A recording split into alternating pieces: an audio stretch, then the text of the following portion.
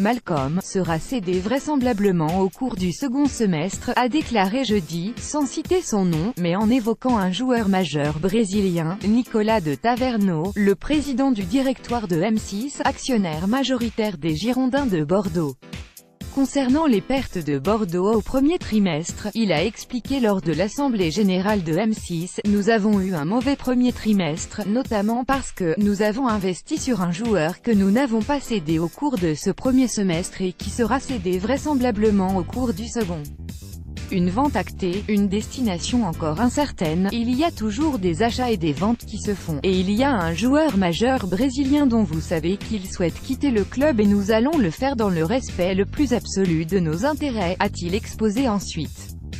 C'est la raison pour laquelle nous avons d'abord acheté ce joueur pour ensuite éventuellement le céder à l'intersaison. Début février, le joueur avait expliqué avoir eu envie de partir lors du mercato hivernal.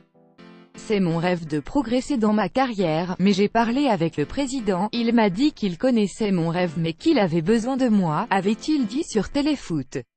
Il a depuis déclaré dans la presse allemande rêver de rejoindre cet été un top club européen, lui qui a été associé au Bayern Munich ces dernières semaines, ainsi qu'à plusieurs écuries anglaises. Malcom avait prolongé en septembre dernier son contrat avec Bordeaux, jusqu'en 2021.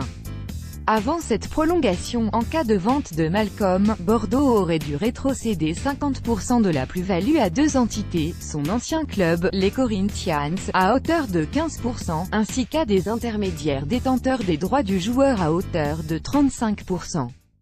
Malcom est à 100% bordelais.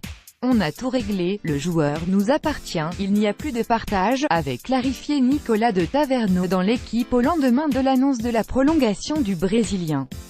Neymar et Malcom prennent un selfie Getty Images.